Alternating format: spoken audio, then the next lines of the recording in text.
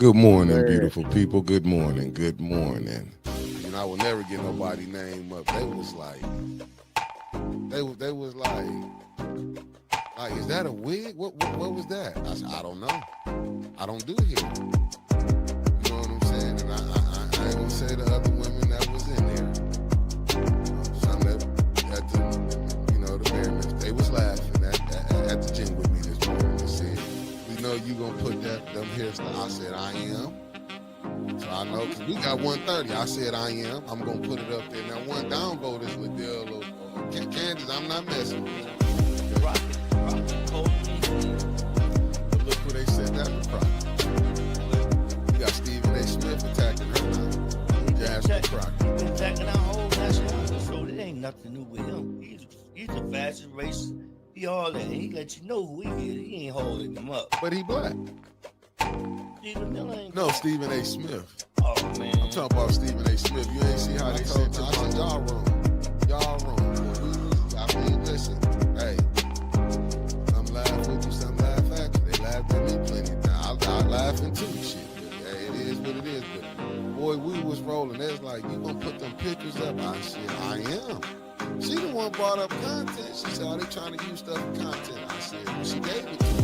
But this what I wanted to say. I was watching one guy. I was looking for his video, and he was talking about like in Chicago when they raided the hotel. And I get both sides, not the hotel, the apartment complex. But and as he was breaking it down, and it was like what they doing is what they not telling people is, and it's bad on both sides. But these was the ones that the Democrats had, and when they took them to Martha's Vineyard and everything. Yeah. What's up? I can't. I just can't fathom that, right? Like, I'm still stuck on, you touch my kids, I'm touching you. It's that serious. And the fact that he's just letting this man skate by, but a dude who does something peaceful, that rallies the community to do something peaceful, right? How often do we see people today get groups of people together, rile them up, and go set them loose? Jed gathered a group of people, got them focused, and did something productive, and he's the fucking monster? This is some bull.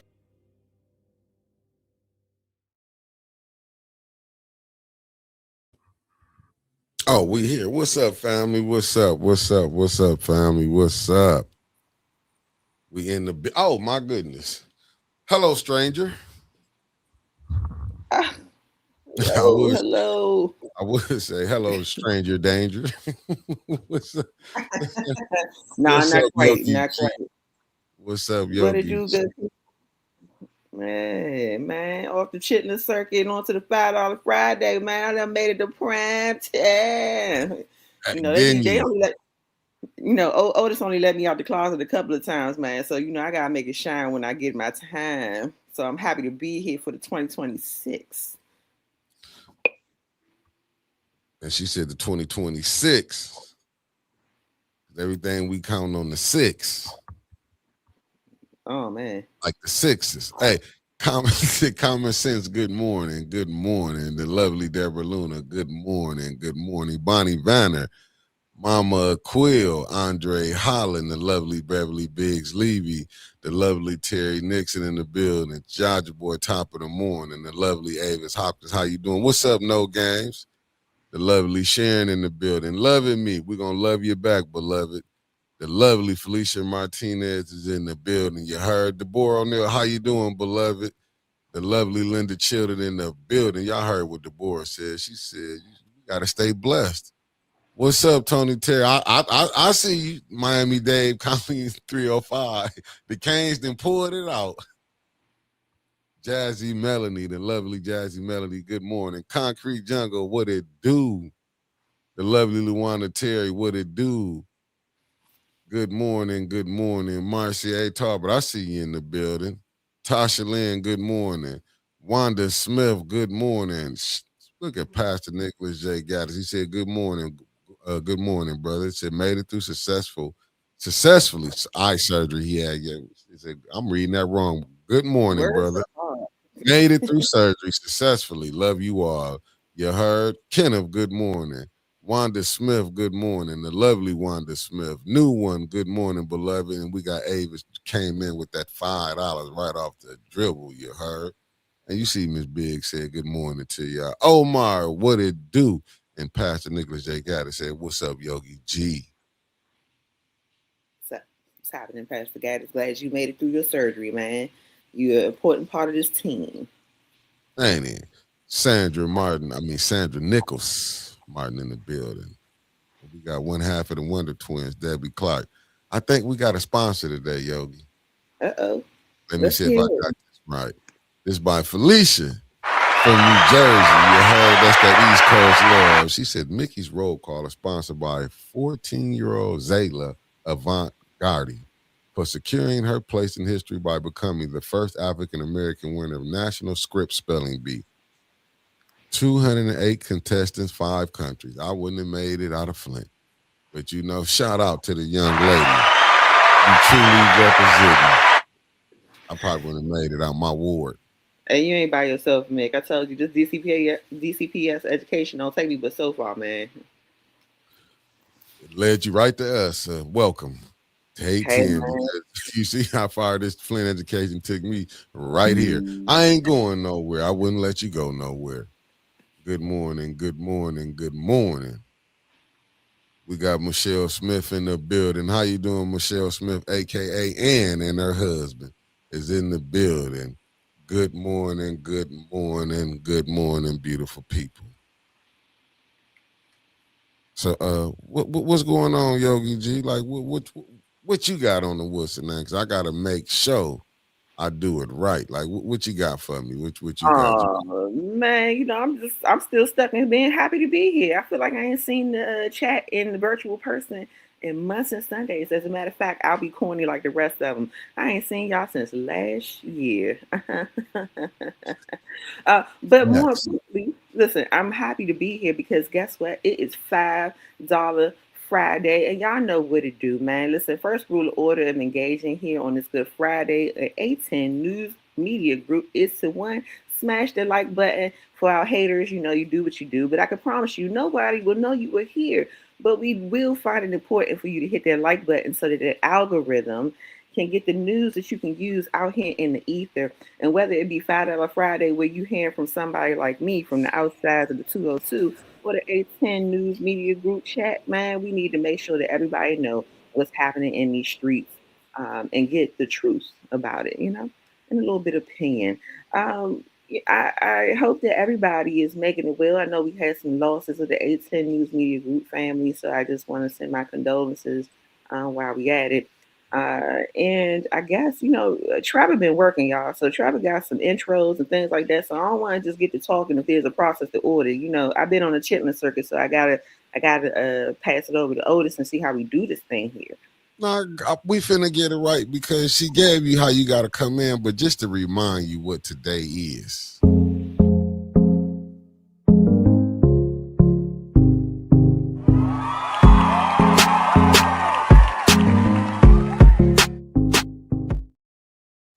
What's up, Cicero? Thank you for tapping in, the lovely Carolyn Hendricks.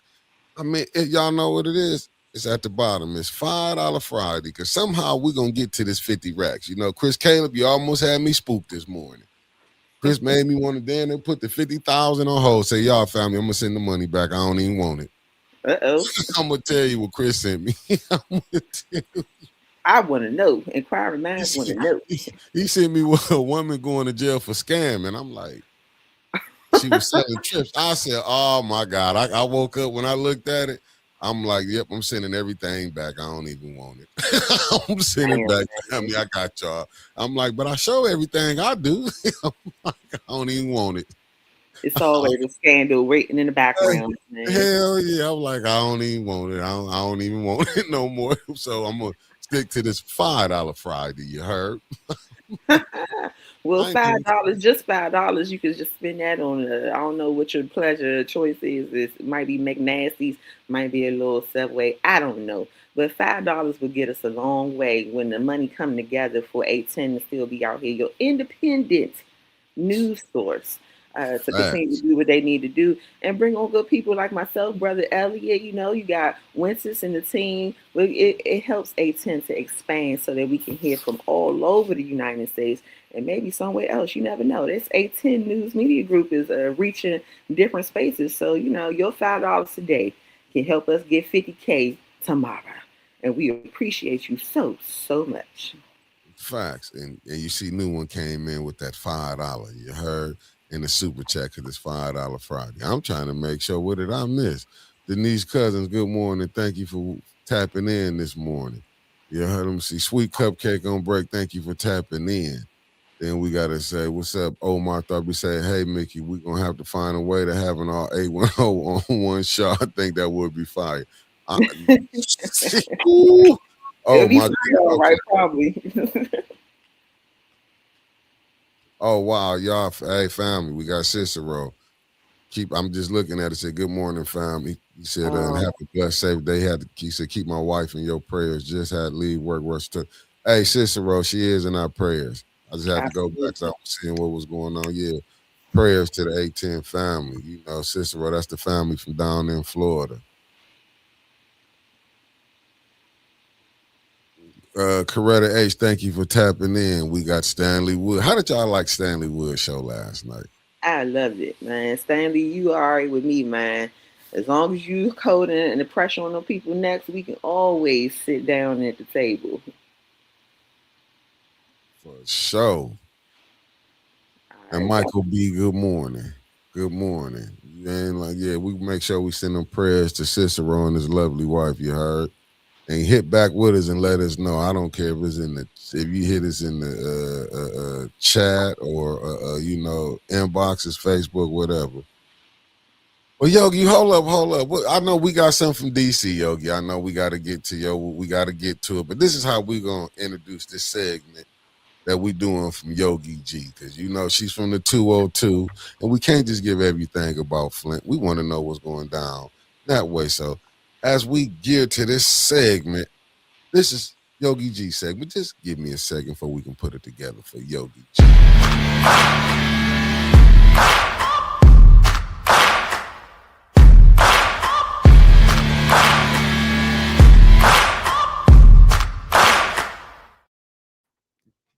And the floor is yours, Yogi G. Hey, man, that's pretty fire. Hey, Trevor, you got my tattoos and everything, man. I'm pretty impressed. Man, listen. I like to say, from the no man's land of Apocalypse Center, we are still holding on and strong, trying to hold down the forefront of democracy. It's been rough. I know you guys been talking about what happened in Minneapolis. And so, of course, with us being the nation's capital, everything starts here as far as like people coming down and to protest and things like that. So we just kind of been managing that part while we going through our own trials and tribulations of having our biggest shift in DC, because we got a lot of our uppers that are leaving the Titanic. That's what I was telling Trevor yesterday. It's like we on the Titanic and we don't got the keys to the rafts, man. So we out here scrambling, scratching, and surviving in DC, man. Because I gotta ask you something. I seen something yesterday. They kind of stopping Trump war powers right now. Congress supposed to limit it. Come on now. So that, man. Like I was laughing with a friend of mine. I was just like, as if he cared about that approval in the first place. Did he not invade Venezuela without the approval of Congress? So you're like, okay, you got us. You did it overnight. You did what we needed to do. Now we're gonna take your power back. How does that work? He ain't playing. That's all I can tell you. Trump ain't playing with none of them. He ain't playing. Hey, Mick, Trump ain't been playing since he knocked down the east wing of the White House. It's still a gaping hole back there. It looks totally odd. Like we going through a whole, I don't even know how to describe it, man. I'm going to be honest with you. To me, I'm like, hey, look, I'm like, we got a maverick in there. This is what America wanted. It's like they wanted somebody that, like, he ain't playing. When he telling them he gonna do something, he went. Listen, when you go, because I'm trying to go pull up, when you seen Trump go over there and invade. I mean, when it took them some of the stuff that they done, I've been like, Lord have mercy. Hey, we tried to cut a deal. He didn't want to listen. When you see how them people, I was looking at some of the footage where how he went and knocked down stuff, like the way he sent that team in, and they went and got Maduro. Man, listen, Trump showed the world, I will come to your crib.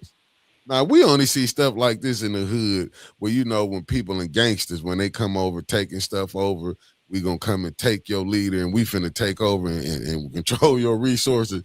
This some stuff you see in movies and stuff. No, what you seeing is real live in action. I'm like, Lord, have mercy.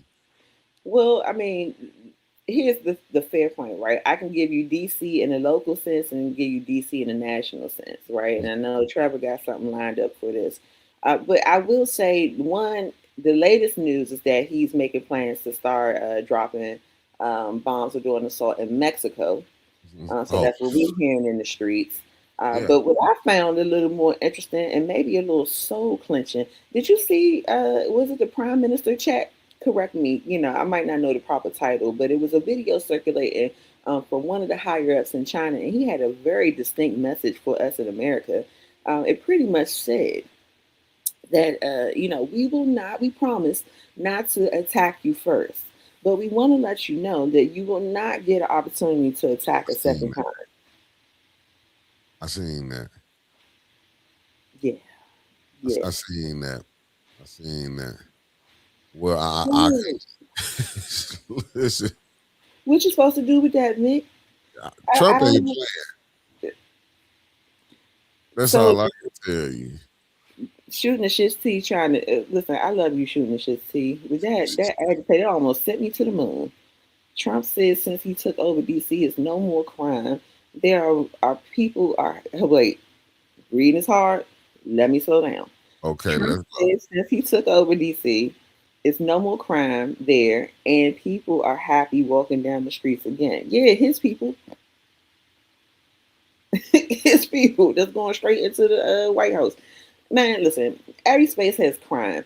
And I'm not saying DC was like totally absolved of not having its trials.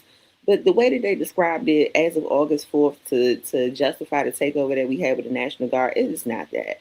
If you come to DC today, you're not even going to see the things that you're seeing in Minneapolis or any of these places with ICE and things like that.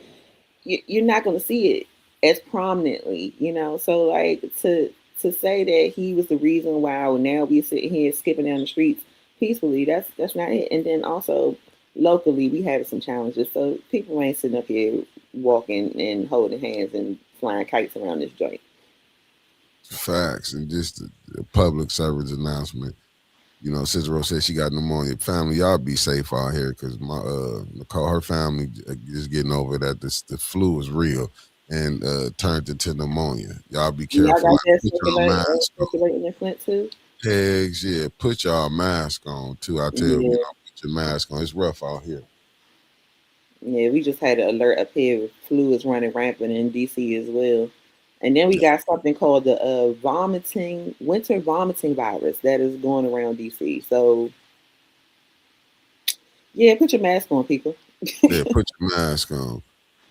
Thanks, Cicero. Okay, Allen said during Trump's first term, he threatened China. A few weeks later, it was an outbreak of COVID. Listen, there's some of this stuff, but he is. But you see how he talked to? He's like he said, Cuba's about. I mean, yeah, he said Cuba about to fall. Talking about, but it's going. I forgot what's the name of the doctrine that he going with, the Monroe Doctrine, and I could listen. He gonna take this Western Hemisphere. He not playing. I mean, like he was saying, he want to go. But my thing is because I do be watching different people pages and stuff, and that's why I'm asking you this. What is it? Because we have so many people. They saying it ain't the oil. Because I'm seeing different people. What is he going to Venezuela for? Because he said it was the oil. You know what I'm saying? Like, so what was the purpose of going over there? Like, is the dude really selling drugs? Was he really a drug dealer? Because listen, here in America, if you black, you know how you can get things called trumped up charges on you. Mm-hmm. It's just a thing. We have a president named Trump. But you can get a thing, just ask Trump when he said, then they put charges on him. When he said he felt like when they tried to impeach him, they was trumped up charges, right? That's what he said. I'm just saying. Yeah. So what makes you want, how do he expect people to believe? Because they were showing when they said when they had him, because to me, I'm telling y'all, family, if I love to study history, to me, this is no different than when the Romans brought who was it? Marcus Antony and Cleopatra when they rolled her down the streets. But remember, they was dead though. When they rolled them down on the chariot to bring them back, except them, they was dead then. These people are alive. They brought him and his wife here. I'm just saying. Mm-hmm. And then you putting these charges on them. Ain't not to mention it was a public display. It wasn't done quietly. The news was rolling the whole time from the time that they landed in the helicopter to the time him and his wife got out the helicopter. The whole transport, all of it was a political, a public mess. Good morning, Sherry Allen. That's what I'm saying. It's like, and to me, that's what I'm looking at. I'm like, but it was a signal to his other people. You see how we just went to Venezuela and took their president and took their resources, and then you hear how Trump saying the one lady want to be president, talking about giving her Nobel Peace Prize to him. That was prior to she dedicated her Nobel Peace Prize to Trump. She was paying homage. She was paying tributes. If you can't see this game that they playing, I'm just saying he signaled to the other ones. You had the one Colombian president saying, "Come and get me," and then I guess he kind of backpedaling on what he said. You can't play this game with a maverick. When you playing, you trying to challenge somebody, saying I won't do this, and they come. But even I know you're gonna have to do boots on the ground eventually. And who has to do boots on the ground? America gonna have to send troops on the ground in Venezuela to get that thing under control. You know what I'm saying? Anytime you can send your helicopters, you can send it. You can send your drones. You can do all that. But at the end of the day, you have to send boots on the ground if you really gonna try to handle this. If you really want to get control of stuff. Well, Mick, how you gonna have boots on the ground when you already got your? I know it's the National Guard, right? But there is unrest that is building on American soil that may just implode before we even get a chance to even try to get boots on the ground into Venezuela or any other of these hot spots that he's starting many wars in. So It's like, to me, it's counterproductive. Like my grandmother, she's from the further down the Mason-Dixon South. And she used to have this saying called, "You cutting your nose to spite your face." Facts. And if you are going to war in times of war, maybe, the chat, set me straight. It would seem to me that you would want the people to be behind it so that if you wanted bodies to go invest in the cause, that they will be going to do that. But right now, you kind of messing up the church's money because the people in America are not happy with this administration. Yeah. Because this is why I want to hold on. Give me 1 second. I'm working. Yeah, because this I did find some. This why I'm like, what's really going on? Well, Mick, the chat has been answering your questions. They've been talking along with us, so I just wanted to chat. Yeah, I'm finna get over here with it because I was just looking up for a video. Let me see what it says. Steny Hoyer is getting out of Dodge. Okay, Steny Hoyer. Okay. It said, did I see he invited the Colombian president to the White House while my tripping? Yeah, he invited him, but I wouldn't go. I'll go think about what's my man's from back in the day from Haiti who went back over there and they put his ass Toussaint Louverture. He better do some history watching. You know what I'm saying? I'm just saying, like, while you can put that Lord into that. While you can, you better watch the history and learn some things. Yeah, you better, because this is what I wanted to play, Yogi, right here. This right here. I got this from Jimmy Dore, just in case y'all want to know. Different little what's the name. But this is what it's saying. Trump DOJ flip-flops and drop drug charges, cartel charges against Maduro. So what is that Maduro is the leader of this cartel that everyone has now acknowledged doesn't exist. He's on mainstream media telling you that Maduro is running a cartel that doesn't exist. That and then shows like this are called misinformation. This is your mainstream media. So the U.S. is not at war with Venezuela, as Trump has told us. We've just bombed their country and kidnapped their leader, but we're not at war, so don't worry. Some people think we are at war, but it turns out some of the reasons for doing this, the government might not have been totally honest with us about. Can you believe that, Kurt? I can believe that when I'm hearing all this sarcasm and that's black pilling. It's just so I don't need your sarcastic black pilling. It's unlike them. That's all I'm saying. Usually they're so honest. My goodness. You dress in black like a big black pill and you come in here and talk sarcastic. All right, let's hear about it. Remember how the U.S. began selling its campaign against Venezuela's Nicolas Maduro? Maduro uses foreign terrorist organizations like TDA, Sinaloa, Sinaloa, and Cartel of the Hunger Games. Suns to bring deadly drugs and violence into our country. Stop drugs into the United States. They load the boats up with drugs. The United States will impose and enforce sanctions to the maximum extent to deprive Maduro of the resources he... Okay. I just wanted to... I'm trying to figure out, like, so it's not drugs. That's what they saying in the streets. It's not drugs. It's not drugs. Nah. New one said, though, America is in debt. Venezuela has oil. War pays the bills. Boots will be on the ground. It's not the first time we have done this. Facts. And that's all I'm saying. Like, when you go look at this stuff, because like I said, I love to study history. And I'm going back, and it made me just think, like, how you saw how wrong them when they marched that man and his wife here. Could you imagine if somebody came here and grabbed Trump, the president, and his wife and took them to another country, land, and marched them through their city, how they brought them in? And then we just sit up here and you done knocked down 32 people. Remember this, 32 people was knocked down. Mm-hmm.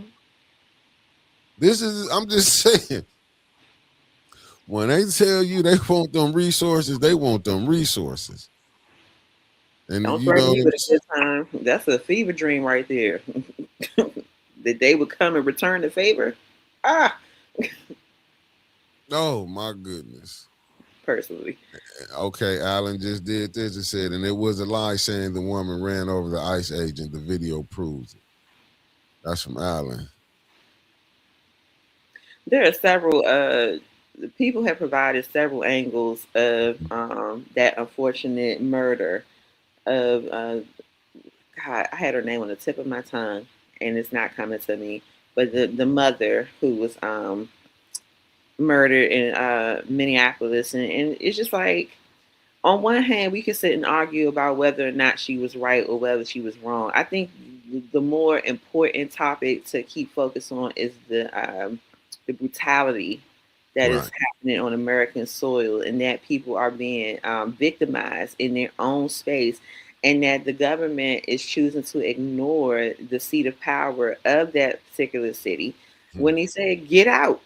And they in fact have not gotten out, as I've talked to people who live there and advocate and organize there. They have not gotten out. If anything, they have increased the number of presence that they have there, and they have gone full throttle. They are now showing up to the schools. They have been snatching parents. They are snatching teachers. The community is fighting back. And so, like, I think that if you're going to walk away with anything as an example, especially in this, since it's a hot topic on the media, is that the people are still showing up. The people are still fighting. And that's why I say this not going to end good. Because when you bring police force in, presence in, this is what happened. I get this is ICE and what they doing, but this one we be meaning when you over police. This is what happened when it never turns out good when you bring them in. They already coming with a notion like, just think, They're already coming in, all the stuff they hearing about the illegals. I'm not saying some are bad. I'm not going to say all are bad. But how they going about it. It's never good when they bring them in. What they think when they used to bring the police in the neighborhoods when the kids, I know a lot of people don't want to say it, but you can ask people from here. I don't know in DC how they did it, but I know the police here, when they would come in and the boys would be out on the blocks, they would shut the block down. Now, how they was going to shut it down might not been all the way to your liking or my liking. But what do you expect people to do when they looking at you want your neighborhood overran with people selling drugs out there? You know what I'm saying? Like, thank you, Kobe Fatty. It's Renee Goody. And to your point, Mick, like nobody wants to be in a space where they feel like it's endangered and you can't even go out your front door. That's what I'm saying. Like living in DC, I'm 43 years old. You know what I mean? And so like I done seen it all. I done had to hop over unalive bodies just to keep going to school. So like it's nothing. It's not. It shouldn't never be normalized to live in that kind of trauma and violence. But once again, it didn't make it any different from what they tried to use as a justification to bring the National Guard into the nation's capital. Mm-hmm. Like we were already dealing with it. We, as a city, we were coming up with solutions. And never once did we as a city come to the government and say, hey, you know what we would really make it work? National Guard. And so like it's just egregious now to see that they are disregarding the leadership and their opinion on how to deal with their cities. And so like that's what we're dealing with right now. Like you are breaching the contract of being an American citizen. And we are supposed to have rule over what we do in our cities and states. And the government is supposed to be assistive when it comes to unilateral matters. And I also want to just, before you tackle on new ones, chat, I saw Sister Sherry Allen ask, is ICE still in DC? Yes, Sherry Allen, ICE is still in DC, but it has not been as prevalent as it was like in August 4th. We haven't had like back-to-back news reports or anything like that about anything egregious happening. Not to say they're not still here, but our news has now pivoted to something different. So we wouldn't know unless we're talking to each other in the streets, which is what media does. It makes it a thing until it doesn't have to be a thing. And they move on to the next thing. And everything else gets done in the dark. And I agree. And I agree with you because I'm looking at back, like you said, what New One said. Am I wrong, or is the rest of America shocked because they're being treated like black people have always been treated?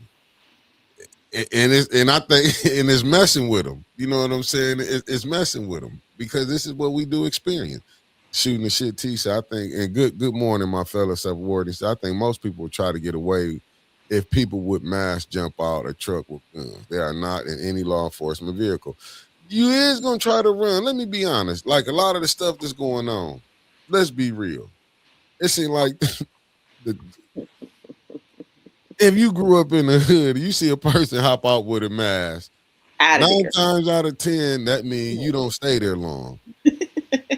Them just rules. Matter of fact, if you see a van pulling up speeding, you know, as a kid, I know we used to play games, be pulling up. We have a different car of people to know we'll pull up, but sometimes that can lead to you getting played. But I'm just y'all playing dangerously. Yeah, but you'll play games. I'm just saying that's just certain stuff you did as kids. But when you seeing this stuff now, and you got to think, let me be honest with you, family. I'll be shook sometime, and I know I'm legit. When the police get behind me, I go to be like, damn, do I got my license? You know what I'm saying? So I can understand a person that's is a Hispanic or Arab or anything that who they want right now out the country. I can believe some of them who are here legal probably be shook because them people is just getting out, jumping after people like them ICE agents. In my humble opinion, the way they going to round up people, and it look like I say, it's not a good way to go about it. Good morning, Christy Coleman. It's like go throw on the slave movie when they were sending the slave catchers out there. That's how it's like they rounding them up. To me, it's just how they act. That triggered me, Mick, because when you say watch a slave movie, instantly that movie that Brother Elliot put us on last time, I won't forgive him for it. I love him for it, but I won't forgive him for it because it's been haunting me ever since. That Goodbye Uncle Tom, oh my goodness, man. I mean, watch it. there's no way you gonna do something right. That's what I'm telling you. When they talking about separating kids, who you thought was separating? Listen, and I hate to be we just gonna have to be honest. Like, people don't want to hear this. This ain't the first time they've been separating kids. What about them plantation babies? What they thought this was something new that they did. They go, man, anytime you can take a 7-year-old kid from their mama and go put them, might send them up north. Let's just say you went from, say, to the Carolinas or something. You think they really care? See, we act like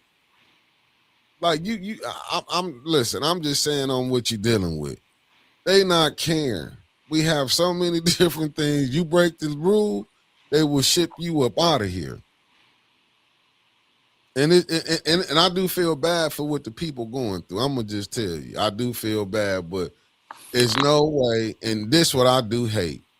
Don't use them coming over. Oh, they took our jobs. No, them the jobs that y'all was offering. We not gonna work for them little $3 hour jobs. So let's stop that when they say no, they not taking our job. Them corporations, and we know who run them. They want cheap labor. This is nothing new. They want cheap labor. Y'all gave a reason for cheap labor. Just come out and say we want you back on the plantation. I can accept that better than you telling me, oh, they taking your jobs. No. That's how they take. I didn't give it to them. How they taking something I didn't give? You can't offer me a job if you think I'm finna go in and work for $8, $9 an hour. I can tell you I'm not doing it. I can tell you that right now. Even though I have worked free here working for people, I'm just telling you. So I can't say I ain't worked for free before. I'm just saying in Flint, it's wicked. But you know what, Mick? You say that, right? And then if it was to go circulate out into the world, people would hear that and be like, oh, well, you're not grateful. You know, they get the opportunity because y'all feel like you're too good to work those. No, we want a different opportunity because we know the cost of living is not connected with the cost that the price that you're paying for these jobs. Right. Especially with me living here in the District of Columbia, right? I $17 an hour, I know in other spaces sounds like $1 million an hour. And I can appreciate that we had that privilege to even say that there are jobs that are here that you can do that you get $17 an hour, whether it's you cleaning up a school or whether it's you, well, maybe not working in retail. We just upped our minimum wage in DC. But I mean, what I'm saying is that even if you are in other spaces, you see that $17 an hour, to live here in the District of Columbia, it costs way more than that. You need to be making a job where you're making about $28 an hour. And that's for a studio. Maybe a room. And who raised up the cost of fucking living? Let's get to that right there. I didn't tell you to raise no houses up here for no 150-some thousand and you want me to work for $12 an hour and like I'm supposed to make it work. Oh, well, you can't live here then. What type of shit is that? That's like telling somebody when they had the job, you got to go down to Pontiac or you got to go down this way, then in 30 minutes away. Oh, well, you know what? We have some buses that'll take you down there. So, you know what I'm saying? For me to try to make it, but whoever the geniuses who came up with this idea, they need to be drug tested. Cost of living going up. Like, are you serious? I'm just saying, like, why you don't do a cost of living wage? You know what I'm saying? Like, they want poor people from how I'm looking at it. Yeah, because the people who are in control of those decisions don't have to live with the impact of slow walking, people having access to being able to have livable wages, sustainable wages, not just affordable. Affordable is a tricky word. And then I forgot where I was. When people start hollering about affordability, you better check them to make sure that they're giving you the actual perception and definition of that word, because they've been tricking Negroes around here in DC for 40 days and 40 nights. We still ain't got an actual commitment to what affordability looks like. And all we know is that people keep coming into the city that's making more than us, and them the people that they seem to be favoring. So when you talk about affordable to somebody who making only $40,000 a year versus somebody who making $146,000 a year, yeah, that's a gray area. Somebody's gonna get the bulldozer per our mayor, and I don't think it's gonna be the 146K. Facts. But you just saw, my bad. Good morning, Miss Lovely Karaja Smith. Just look what Marcia Tauber said. My daughter makes 17 and a half an hour and is living in my house permanently unless she gets a better job after college. She ever graduates, she has until 26. We got to work with the family still. But that's what I'm saying. They want us to put you like, then put your kid, I go over here. So you want me to have my kid go live where it's goddamn bullets riddling through, because, you know, they got places for you can live at. But you can't have this good. Like, why do I got to come outside, see somebody get shot? Why I got to come outside, see all this filth? Because you put it at that I only can make 17 and a half out, 17 and a half. Hell, don't you think the hood want to live just like the people uptown living? You don't think downtown have respectable people? No. I'm just saying, like, so I want to walk outside, see drug dealers. I want to walk outside, see winos. Hell, I want the same privilege that anybody supposed to have, but they make this shit levels. I'm just saying levels. America is built on a bootstrap mentality, even though they know that people walking out here bootless. Yeah. They ain't got the boots, let alone the straps to pull them up. And so it is that mentality that carries on even when the government is not the ones that's saying it. We hold each other accountable to bootstrap.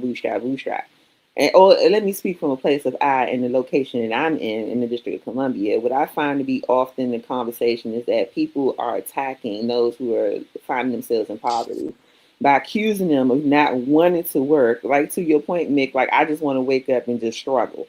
I just want to wake up and go shake a cup of change and have people look at me and judge me all day. That's not the vibes. That is mentally draining. But also, you have to admit that there are narrow pathways to access to get you out of those circumstances by design. And because those people who they choose or who find the keys to that narrow pathway, now they feel justified to tell people that you need to get like me. And if you can't get like me, then you the enemy. And that's crazy to think, right? Because, like, are we not in America, especially when we're melanated to melanated, do we not have a past of being outcast and tortured and intentionally put at the bottom of the totem pole? Like, are you dumb or are you dumb? I can't. Yeah, and that's what I'm saying. Like, and this is Congress. I mean, y'all can't tell that. Listen, I'm looking at these people. They get up in there and it's like, what y'all mean? Y'all can't tell what's going on. You think 17, you don't think minimum wage should have went up to $20-some an hour? But hey, you got corporations can come right in. They act like, why they not going after the corporations that's hiring these, you know what I'm saying, people that they have let into the country? Because it's never a good way to say it, like the visitors. I like how you took your time with that. Yeah. I saw you thinking it through. I appreciate it. It's never a good way because you gotta kind of think before you say things and come out be messed up. But especially in this chat, boy, you'll get plain boiled. Yeah. No, because you have to be. You know what I'm saying? It's just like, who said to come on over here that you come to America is the milk and honey? Who sit up here and said, because we argue amongst each other, but how can, and I get it, far as people, far as the citizens who already here struggling. How can you see, even though when you seen the mothers in Chicago, like, y'all cutting us down, but we seeing, you know what I'm saying, the people, the refugees or whatever who have came here and got this. Like, I feel like the government bad on that when you had the mayor coming out. You know what I'm saying? Even they saying we not gonna let ICE come take their kids. I love that these Congress people stepping up like this. But what the fuck was y'all at when we were struggling here? What was y'all stepping up and saying, where's the black teachers at? I get it, you was feeling bad, but you don't feel bad about the one that can barely read. I just wish we had a more of an outcry like we have for everything else. I'm not mad. But what was y'all outcry for the neighborhoods where you see our hoods where they at? We see how our students falling behind. Where's the outcry that at? Well, I think what we're coming to terms with right now is that even the convenience that you had to just have these conversations just behind your closed doors is becoming hard to not address on a day-to-day basis, right? And you got to make some decisions on what part of history you're going to be on, what you're going to do about it. We all could sit here and point out the things that we know are happening. We got history books that we still have access to confirm what we doing. You got A10 News Media Group. with Brother Elliot and Mick bringing it to you, bringing you the historical facts of what we're dealing with today. And then the question still lands at this and will never change. What are you prepared to do for the side of history that you want to be on? Those are conversations I want to have. Maybe Chat can give us some ideas because, you know, being in DC, we got to think like that, man. We are literally in ground zero. We can't, if we had an evacuation plan here in DC, let me tell you, from my side of town, I would never make it to cross the bridge to even see any kind of freedom for me and mine. So I got to fight and I got to figure it out. I don't have a choice to sit here and be silent and worry about me going to jail. It's either go to jail or go to hell. Which one you want to do? Like, if you feel so adamant about the freedom and the democracy and the rights that you think you have as being an American citizen, what you doing to prove that in this 2026? Because that's what it's going to take. Facts. No facts. I'm just saying, we got an administration that's doing its own thing. And everybody keep talking about something, this not right, this not right. But yet people still getting killed or unalive. People still going to jail. Yeah. Not the one who need to, but the other people around them still going to jail. Yeah. They're still passing laws that say that you can't do this and still sending the goons. So, I mean, America, you got to get real with the times that we in.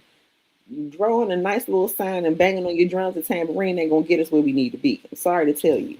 And I'm not that much of a soldier myself, right? I sit and say these things just like as I try to figure out what I'm going to do to show up.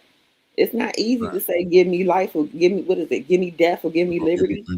Yeah. First thing they give us is death. You looking for liberty. Shut up, boy. I'm just saying, being honest, you have to really look at it. We got to, don't get me wrong. I'm not saying what the president is doing is right. I'm against it. Like, you know what I'm saying? But I know we got other fights that we got to take on.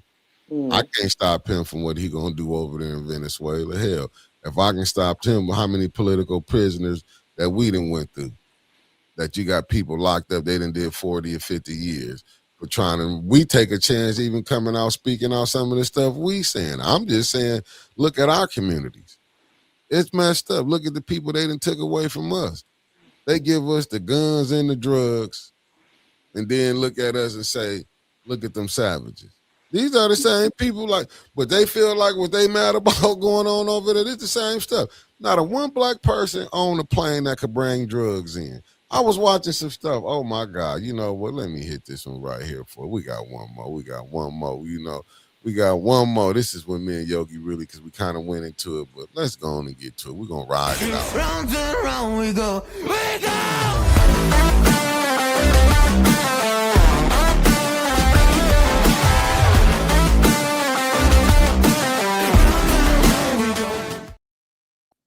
Now we can go and get off into this because we kind of hit some of the national news. I'm just saying this is. I gotta go to this right here, Yogi. I gotta find this. Oh man, Mick, I ain't got no therapist. My DC Medicaid won't pay for it. What you about to put up here, boy? I got the rest of the day. Hold on 1 second. Let me put this up on here. But people can understand like what we go through. Like I don't think people really be understanding. Like when we be saying what the fights that we went through. This how dope this is. Oh, not dope. It's very. Just think about this right here. Let me play this for y'all. And this is from Black soldiers share their racism experience in Vietnam in the 70s. Mm-hmm. Get a pound where it's nothing but a greeting. That's all. We can't wear our bracelets in the movie. How come? It's illegal, they say. It's against regulation. They come down hard. We have to. All right. If you don't take it off before you come in the theater, you don't get in theater. You know, this is the way they do this thing. Right on. They said the afro was legal. Am I right or wrong?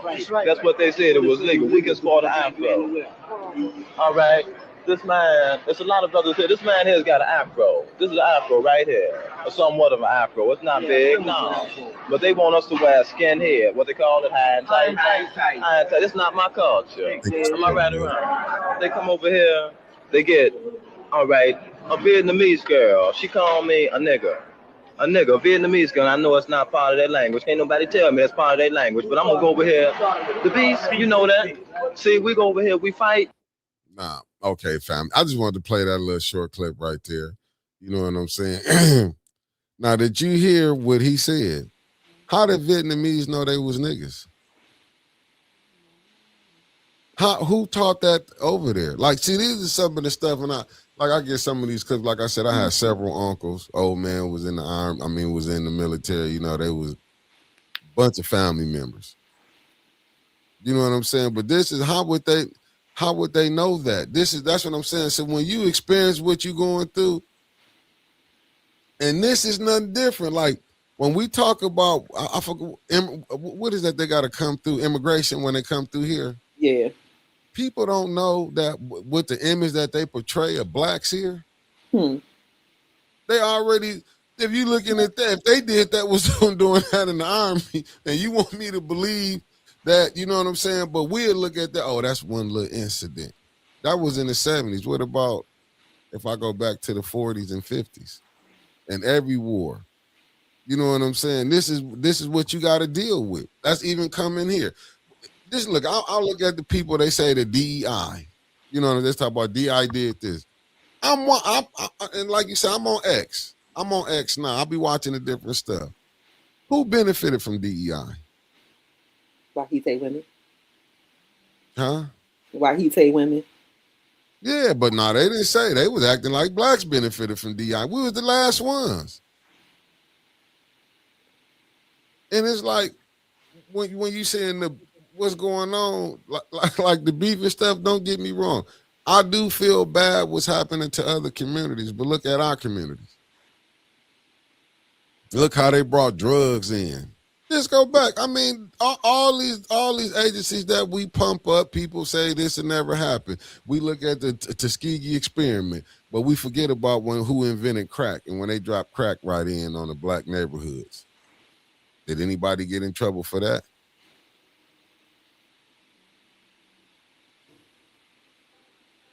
Now, I'm just trying to figure it out. Did anybody get in trouble for that? We didn't see the Ricky Ross. Let me see what it says right here. Tony Terry said, no disrespect to my Latin chatting members, but here in Miami, blacks experience the Cubans looking down on us because they feel they are white. No, nobody want to come here and say they black. They know what the experience here. Race was a construct that was used to justify the tragedy, the trauma and the genocide that was given to like different nations in the justification of American pride and democracy, right? Patriotism, right? Words are hard, and I got a gap, so it's extra hard. But then I think about what Alan said early in our conversation. I went all the way back up in the chat to see this. He said, "Power respects power. If they have knowledge, we had on our own military, our police force, they will think twice on committing harm to us." So I'm just wondering, like, we do have people who are dedicated to our military forces that do know the history of America and still show up to defend the idea of patriotism and democracy. And in these times, I just wonder how conflicting that is when you see your veterans coming out into the streets to say that this is not right, that this is not the American way, this is not the America that they died for, this is not the America that they suffered PTSD from. And this is coming from a population, even if you talk about black participation in military, right? This is still with the continued disregard that they give us after we come back from the war, right? Because the VA services ain't right. The amount of veterans that we have in the District of Columbia that talk about the services that they supposed to receive versus what they do receive at the VA hospitals is ridiculous. It shouldn't happen. So now here we are, we getting put in 15 different wars while there's a war happening here. And what is going to happen? What do you really think that the new election is going to get us back on track from all the devastation we've been in since 2020, full 25? You ready to get your wig blew back real quick? Not really, but go ahead. It's real, so I can hold on to it. Go ahead. I know yours is real, yo. But I'm still ready to blow your wig back. Let me put this up for you. Let me do it like this. Let me show you something. When people think stuff is not real. When I say stuff is not real. Okay, let me blow this. How can I blow this up? Crap. Anyway, let me put this up here in case people don't know who this was Darrell Brown was letting people know he's going to maybe run, I'm guessing running for the 7th ward. That's what he said. Now, guess what Stephen said? I live in the 7th ward. Now, one city council member elected in the past who is black has ever did a thing for the ward and the city. And the white woman who was elected 3 years ago was ousted by the black fatigue. Oh, hold up. I got to go back this way. Let me bring this one up. This is from Stephen. I live in the 7th ward. Not one city council member elected in the past who is black has ever did a thing for the ward and the city. Okay, so it was ousted 3 for black fatigue. That is infected within all the wards of city council. That is why he's not seeking re-election, because the corruption your culture has brought into the city. See what I'm saying? Said your culture. Your culture. That was a fight. Yeah, your culture. Yes, your culture. You see the brother try to respond back to him in the best manner. You know what I'm saying? Try to respond. He said accountability. I ain't want to go through all of it. Say we don't take accountability. Now, and this, that was in Flint. I'm not gonna give you how I got things like that. But if you think he the only one to live in Flint to think like that, you think he the only one to live in Flint who think like that, and that's why it's kind of hard for me to go over. You know what I'm saying? Don't get me wrong. I feel the compassion what I'm seeing going on, what happened, but I'm looking at what's going on right here. Like you be looking at what's going on right there in DC. See, this is the type of stuff we dealing with. But they'll try to, that's just one isolated incident. That's how you can have the 4th ward council one. I dated a colored. You know what I'm saying? But you know how she's staying in power because you got blacks up there. You got one of the main leaders. No different than when you got in Congress. Just think about it. They couldn't even get the George Floyd bill passed, let alone, let's go back to John Conyers. Let me just show you how blacks been having problems. Everybody get something from them. Get a bill for them. We couldn't even get H.R. 40 to study reparations. Anytime it come to blacks, it's a problem. We got a Chinatown. We got a Greek town. We got all these other towns. But when we try to create a black town, because I don't want, I want to say everyone, let me say a foundational FDA back, town or something, what we get. I'm just telling you. Well, Mick, I'm not the smartest crab in the barrel, but I'd like to just throw something out there, right?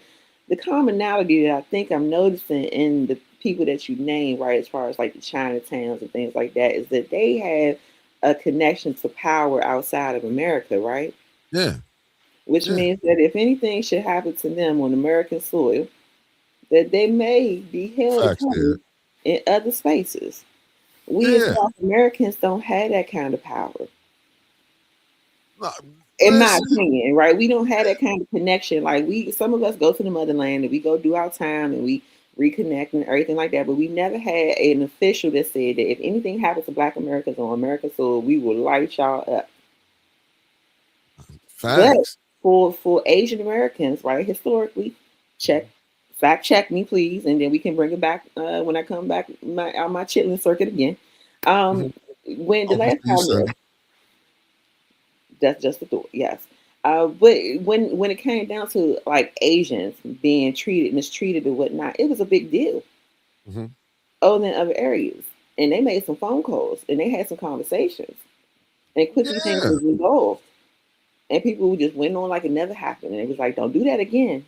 And then more towns popped up and things like that. So I'm just saying, like, maybe that's our deficit. We don't have a representation of power outside of these American walls. So I don't know. And I agree with you, Derek. But and good morning and thank you. I'm looking at Marcy said they are recycling their dollars within their communities, not Black people. The dollar only recycles one time in our community. Asians recycle 6 times in theirs. That's what I'm saying. Alan said we had that connection with Libya, but but it was cut. Yeah, people forget what's Clinton stopped $1 billion coming to the black community that we all go vote Democrat. You know what I'm saying? Like, we've been tricked so good, we don't even know who against us, and we think we bring people in who we think is our friends. The only thing we do know, we can't stand Republicans. I'll give that, because they ain't, I'm saying they not no better, but the Democrats been fooling us for a long time. Republicans just don't give us nothing. Yeah, so okay, like I said, right, Yogi. They have access to foreign money. Also, these people we see owning stores and property don't come here poor. That's a myth. No, but that's the stuff they want to tell us. Yep, and we believe it too. And I'm so sick of us giving out these. I almost cursed, but I remember it's a family show. I'm so sick of us giving out these cookout passes. Like, come on, man. How many more passes we gonna keep giving to people that's not inside of our community? Like, I'm not anti, I'm not anti any other culture or anything like that. I'm just saying that because of these things that we're naming today, it's even more reason why we need to hyper focus on strengthening our communities, right? Because that's what they do instantly. Even when you talk about our Latin brothers and sisters, when they come together, they are willing to sit in a house. I've seen it myself. They will be 5 to 6 deep in one apartment. And we'll recycle that money. And so we got little El Salvador in DC.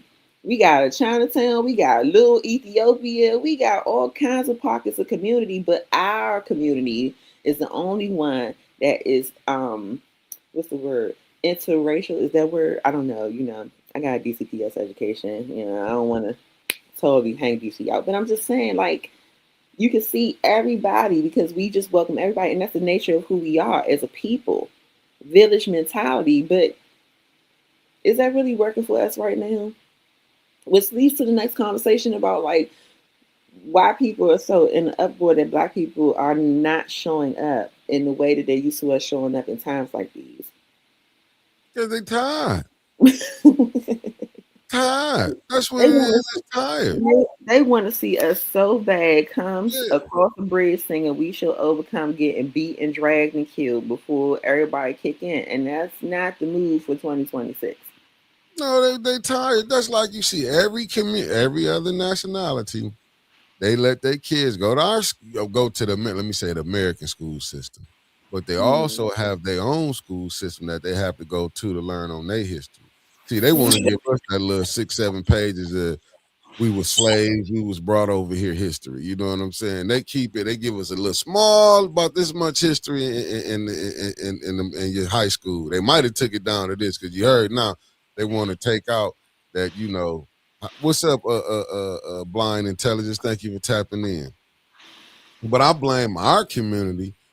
But I also got to you also got to blame government too, because our community was doing something, but damn, when you got Jagger Hoover them coming in on people, you know what I'm saying?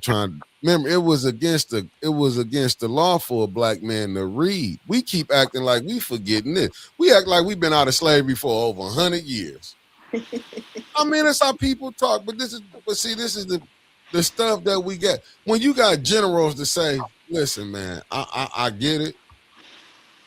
They don't like to celebrate their heroes, and we have to be honest. Some of these racist people are these people heroes now, and we don't want to admit that. That's why when we saw Biden giving a shout out to Strom Thurmond when he was saying this and that, could you not be surprised? Can you not be surprised at anyone you see people? And when you seeing them loving Ronald Reagan, they act like Ronald Reagan. Even Obama was coming with that. Oh, I'm a Ronald Reagan Republican. What did Ronald Reagan really do? Brought drugs on in. They got mad at his kids, and don't get me wrong, one of his sons just passed away, but they was mad at Lil Ronnie because he was speaking out against what his dad had did. But they don't want that truth. That's like telling the media. I see so many. Oh, they hate podcasts. They hate them. They hate them. They hate them. Hate them with a passion. Hate them. And you know what's so messed up is people who we forget about who complicit in it. They put these people on the news, come out here, even on your local news, our local news, and even the national news. and acting like everything is good. Like even with the people coming, I mean, far as National Guard coming in DC, it just shows me how out of touch of reality a lot of these people are, as far as with the propaganda. I mean, well, once again, I'll say this every time I'm on here. I'm currently risking plantation time and spending thousands of dollars as a journalism student to bring this thought to you today. That it is all by design, right? That's what media is designed to do, is to keep us complicit, keep us deaf, dumb, and blind. And it's been so much to the point that, like, as an organizer, we have to start with organizing one-on-one, which is pretty much reintroducing people to the ability to talk to your damn neighbor intentionally, to have conversations that are agitated but also solution-based, and to start defining the lines of connection no matter what your race is, but also saying it with your chest that this is how my American experience has happened to the people that I represent. But you have to have intentionality to want to get out of just taking the propaganda in as the word and running with it and preaching the gospel of propaganda. And the only way you can do that is to actually get outside of your house, get off of your phone. And I know that's kind of like saying that, right, with us being on 810, but that's different because we actually giving you something to think about, right? But for them ones that just drone on and agitate about racial divide and class divide and things like that, how would you know if you're not talking to your neighbor about if these things are true?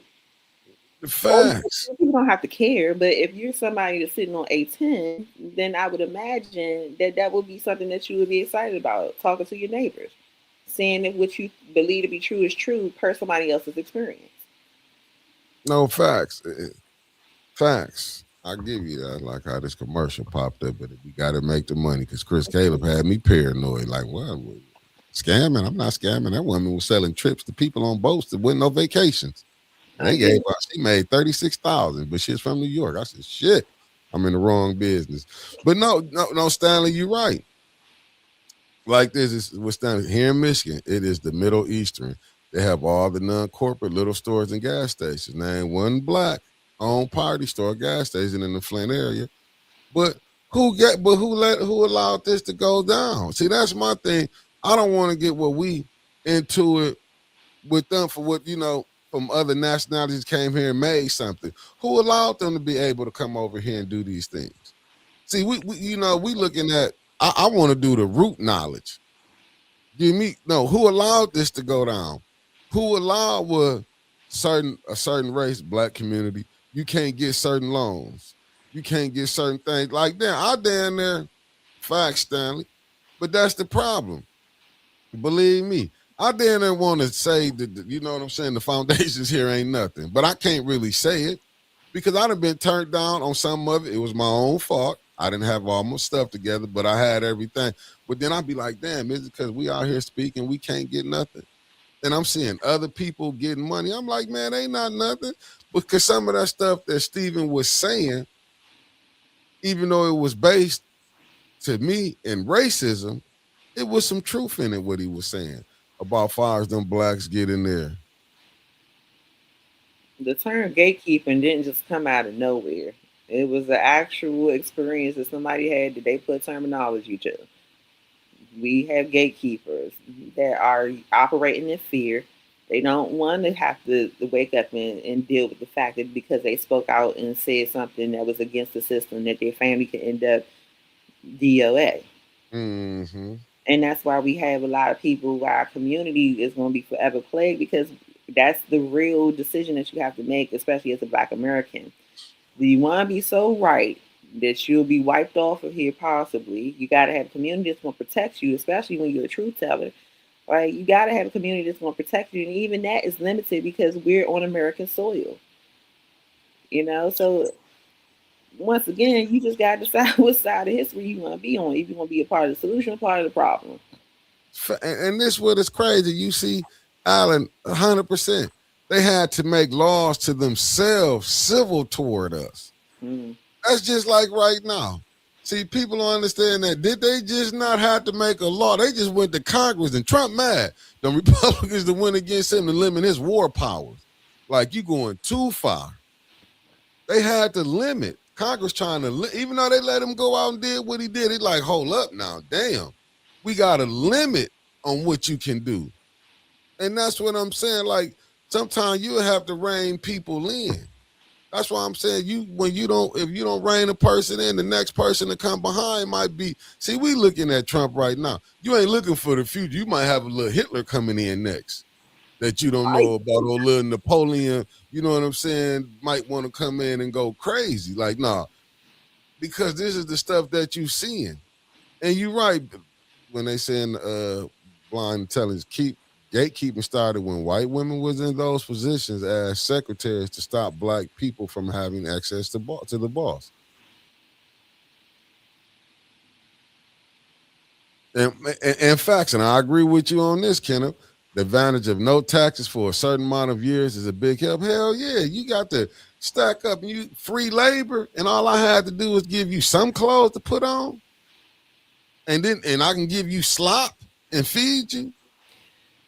The crazy part is that if you look historically, maybe not to the same degree of what we endured as Black people during slavery time, but when you start getting to industrialized time, right, after they reluctantly gave us our freedom, they were treating their own people the same way.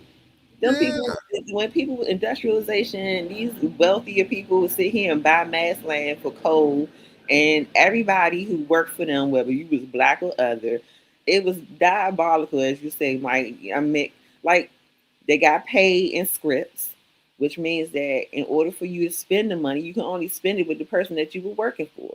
And the moment that you decided to speak out or anything like that, they took it all away from you. That was your clothing. They owned your food. They owned where you live. And they even had you pay them to rent the equipment that you needed to use in order to work for them. So with all the historical content, and we're still here in 2026, I almost said 2025 because it feels like we're still there. You would think that we would have a stronger, united front in these times where we have an administration that is literally taking us back in time. Every time I take a cat nap, I'm scared I'm gonna wake up in the 1914s. I don't know where we at now. What was General Motors? What was that? Was that not? You thought you weren't on the plantation no more, called the plant? What was the houses at? What was the schools? Did they not send you to your schools? Or you can be able to work their equipment. They might have took your uneducated parents, but they sure made the kids was educated to come in to be able to work this stuff. Like that's nothing new. When you're looking at Ford, when you're looking at when they said that, like you said, industrial, just think about it. There's different places. If you can really wake up, and I love, what's that movie called? Divergent. When they had the different classes on what people was doing. Is that not what you seeing now? Like, okay, you're gonna be a shop worker. Okay, you might be a lawyer. You might be a doctor, or you might be a drug dealer, or you might be an athlete. They not doing that because we don't think outside the box and really seeing where we going. Depending on what area you live in, that's usually the jobs you're gonna take. If you're working at the jail, you're gonna be mostly working for, you know what I'm saying? Situations like that. We just grew up in, where General Motors was at. It's just crazy that General Motors shut down. What happened? Flint went down. I'm just saying, what is it? These corporations, don't you got to go work for them? Yeah, and then the corporations are considered to be a human entity, which is wild to me. Which would made it even harder for you to have any kind of rights as an individual in a corporation. And this is your laws. Alan said, what was diabolical during time our family was doing sharecrop, at the end of the season, the master told them we broke even. Man, I heard the story of my grandfather, who was a sharecropper, and how the day of my great-grandmother's funeral, because my great-grandmother owed the sharecropper money, he made them move out. My great-grandfather and his kids made them move out. So, and he didn't have nowhere to go. So he had to separate all of my grandmother's siblings, on the day of my great grandmother's funeral, because that man said, "You can't come back here," and was standing there with a shotgun. No, but see, Trump taking what he want to take. He want to take Greenland. Trump, that's what I'm saying. You get, but that's what I'm saying. So it's kind of hard for you to go tell this is Trump like this. Y'all can take blocks. I'm taking countries. There ain't nothing you can do because this is what's going on. This is what you put in. Facts, Stanley. That's a good word right there. Yeah. No, but you do have to do it. Listen, when I was at that Flint neighborhood United meeting, I'm not gonna lie, it was the white fella that was in there. He the only one that I kind of like what he was talking about. When he said he was talking about, because I think he was from Wisconsin. When he said it was 3 guys, they black, they officers though. He said he told their sons at the end of the day, you got to do this because they still gonna pull you over. And this is what you got to understand. This has been a thing that's been going on with the police, how our interaction with the police. Why do I got to tell my kids you got to do, this is what you got to do, how to act, you know what I'm saying, because how the police going to treat you. Why the police don't know how to treat us? How they don't know how to come in our neighborhoods and treat us? We still asking for damn near 100 years for the police to treat us with dignity. This is what's so diabolical. We asking people to treat us with dignity. Now the ones who bad, listen, I get it. Every race got some bad culprits in it that you got to deal with. But you gonna deal with the good just as well as how you deal with the bad. Throw them down. You throw a woman down like Sandra Bland.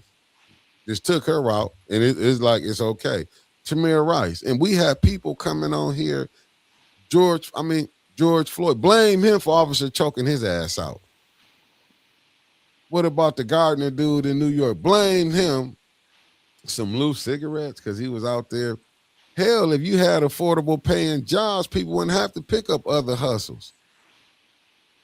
You see, but Mick, from an organizer standpoint, right? Because I can only speak to the experience that I live, right? One time I did a comparison of civil rights movement and Black Lives Matter, and from a media standpoint, what was the changing factor in that, right? In civil rights, people were so aggrieved because television programming was new and they had never seen with their own eyes the tragedy that was happening below the Mason-Dixon, how people were being treated and murdered and brutalized, women, children, anybody could get it. And when you go back into 2021 with Black Lives Matter, when that started, it was the same energy, but it was more of an international agreement. Remember when you used to catch on the news, you go in Australia, any other place that people were marching by the thousands to say they did agree that Black Lives Matter. Here we are in 2026, and I don't believe that we'll have that same kind of traction. I think that we as Americans, especially Black Americans, have some kind of empathy, but if you had to like zoom out and look at the devastation that's happening across the world, where are our allies? Who's going to be the voice to sit up here and say, even if we got in the middle of the street and it was every Black person in America, who's going to come in here and save us to change the kind of devastation we've been dealing with for 400 plus years? Because you got to be real. It's not going, to my religious scholars, the people you see doing, like we look at our organizations here on national brand. Why you think they are? Because we just look at Al Sharpton. What about the small organizations that's going on in your city? Why you think Black Lives Matter get a bad reputation? They don't just get a bad reputation from the local people. They get it on the national level too. Because I think our activists, I'm just saying, I'm saying national. I'm not just talking local. It's a hustle now.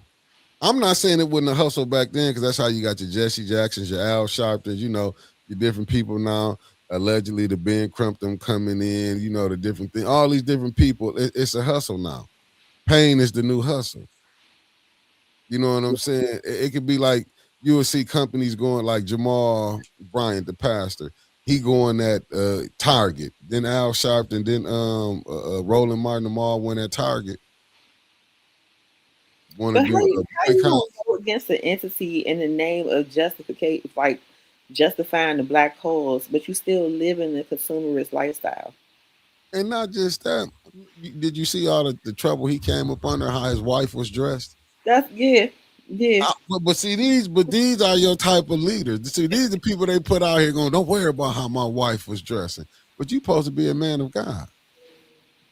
You see what I'm saying? Then you got your activists. Oh, don't worry about it. If you see me going here like the one dude, Darius McCray. I remember what's his name was on his head. Remember doing the Mike Brown from the St. Louis thing? He got out there, he was wearing a bulletproof vest, and they coming to find out he is a fraud. Just like people coming at Rashad Ritchie now from the Young Turks. Remember they was talking about his PhDs ain't. I'm just saying, go pull it up. He up on the big scandal right now, allegedly. I'm just saying. But see, they put these people up, and we be wondering, like, well, damn, you see your activist, he out here partying and I'm not saying you don't supposed to have fun because you are human, you do supposed to, but how you out here, you an activist, you blowing blunts, getting drunk, you over here chasing women, doing this and that. How you expect the regular folks to take you serious? Like, dude, you just like me. I ain't finna take you seriously. But this is the stuff that you see. But these are the type of people to get propped up. We'll prop these people up. No different than we even would. I'm just saying on them. What was the one dude man, what's his name? Cory Booker. They propped him up, the senator from New Jersey. Cory Booker. Yeah. What about what's the other? Hakeem Jeffries. That was another one.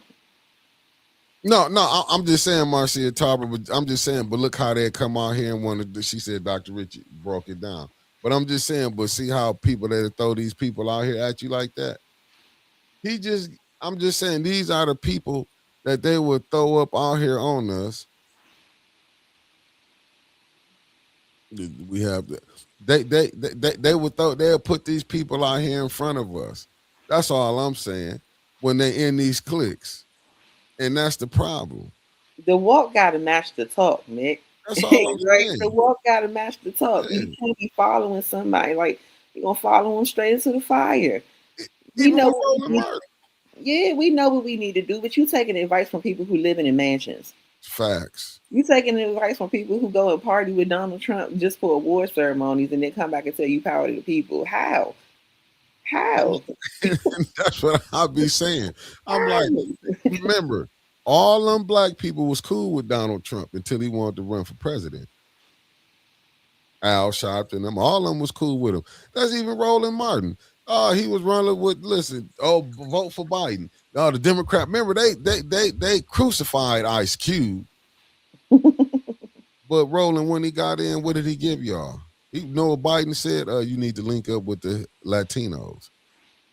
When he got in the White House, he was already got rid of us. Like, hey, you got to link up with the Latino. Just because they put a few hand-token blacks in positions, get them shows.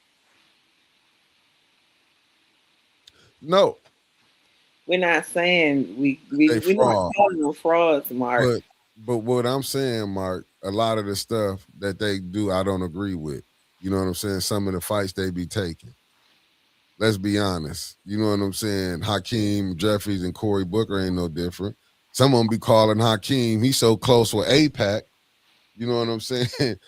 They so close with certain things, certain subjects they not going to mess with. And I'm not mad at them because this the lifestyle that they chose. They was messing with Cory Booker about his sexuality. Well, he had to go out here and show, I'm married, I got a woman. What was the one actress he was messing with? Because he don't want to, you know what I'm saying? Now that's what I'm they not gonna take up a lot of them fights. I'm not gonna sit here and act like Hakeem Jeffries done. Even that stuff Cory Booker got up there and talked for 24 hours. You know what I'm saying? What was that really about? Why he didn't take up the thing with with John? Matter of fact, about the thing with the water crisis. Like, what issues are they really fighting on? They really fighting to help themselves. Because there's a lot of issues that they're not going with. You know what I'm saying? I get it. It's Congress. That, you know what I'm saying? They even get a playbook they got to go by. The chat is something else. No, I get it. I'm looking at said. Always remember Marion Barry. That man was a genius, superior intellect, and fearless. And the government did everything to break him down and temporarily succeeded. We got to be careful. Absolutely. As long as and just to talk to Marion Barry's legacy, right? Like Mark, definitely. Marion Barry said it with his chest. We still today in 2026 laugh about things he said back in the 90s and the 70s. And he said it with his chest. But also, I have to admit, if you do your research on Marion Barry, he hung us out. After a while, later in his term, he said that he didn't feel like he was supported by the community anymore. And so he started making decisions that was going to be best for him. That people really wanted to be truthful about the legacy of Marion Barry. But yes, he started off as being one of our biggest advocates and one of our biggest allies. And he left some sustainable programming that we still use and benefit from today as Black people. But towards the end of it, when he saw that it wasn't getting him the traction or getting us collectively the traction, and then the powers that be were starting to get their strength, he got abandoned ship. Do for yourself. As a matter of fact, he left us a nice little legacy, courtesy of his what is she? They got divorced, but now she like out here running off his name. She just celebrated their anniversary the other day, and she out here telling people what we should and shouldn't be doing, and she with the money. She don't speak on the behalf of people who are homeless, the people who are. We got 2,265 families out here that don't know where they're going to go in DC. And yes, nobody is perfect, and I'm not asking for anybody to be perfect. But if we're going to call out when your leadership term is up and you're being harmful to the community, that is the right of the community. Because people get jaded, people get confused, people change because they done went through experiences that we'll never know. So like, you gotta keep checking the temperature on these leaders, not to discredit their legacy, but just to make sure that we are all on the same page about progress. That's all. Yeah, man, and that's what we saying. It's no different. We just saying, we can just take a small fact here. Look at the water crisis. Look at all the Blacks that was in on this water crisis, as we say, allegedly took the payoffs, took the money overseeing what the people going through here. You see what I'm saying? It's faces that look like us to go ahead and do this. Facts, Linda Chilton. She said that's why the young generation had to organize like they did back in the day. I believe that wholeheartedly. I love talking to the younger generation. There are certain experiences that I can't speak to being the age that I am. It doesn't make me any less youthful at heart, but it just means that I'm not tapped into the voice of the people who are experiencing it differently. And sometimes things change over time, and we get these old guards that don't want to move because they think they still got the plan from the 1960s, and they don't. They haven't even talked to anybody to see if these things are actually still existing and stuff. They still fighting for the things in 1960. Not to say it's not present, but people might not feel the same about where we going as a culture, as we going as a people. So. And Miss Tia, you can't. I mean, look. Sometimes I get what you're saying, but you gotta having a critique and saying something that's not like you saying. But you know, you gotta understand. It's just having our opinion on how we feel. Like everybody, let's be honest. A lot of the people who know Eric Mays, and I don't know him. Like what's wrong? It's some, you know, you got some who love him, and you got some who will tell you like, look, he was something else. But we can't get in the way because you know what I'm saying? Because we might, you know, because what we have, because we like them. It's people that I hang with, y'all be like, ain't nothing. But I'm like, nah, this is a good person. You know what I'm saying? And it ain't not being harsh on it. We just having a conversation on certain things of what's been going on. Like, and it was, you know, and I was just saying with Cory Booker, I mean, Hakeem Jeffries. See, and once again, we get these people they put up in front of us. But see, it's so easy for us to call out Al Sharpton. It's so easy for us to say, you know, get on Jesse Jackson. But they weren't the only ones that was playing them games. Let's stop that. And I'm not knocking Marion Barry for what he did, because at that time, a lot of people got caught up in drugs. But we have to be, when we putting ourselves in these positions, we can't fall into the traps of the world. And let me just say that. Just because Marion Barry allegedly did drugs didn't stop him from being our champion. We still elected him after that. So nobody's being harsh, but until you are being a detriment to the community, right? Like the mayor that we have right now, I call her King Cooper Bowser, not to be disrespectful to her title, but that's how I'm experiencing her leadership, where she is actively not in tune or purposely not being in tune with the call of the people to have sustainability in the District of Columbia. As a daughter of DC, that is unacceptable. I don't care about what connections you want to keep, what kind of promises you made. Your people are suffering. You got thousands of seniors that sat outside of a building for hours in the cold. She ain't got to do that. Her friends don't got to do that. You will never see it. But it's okay.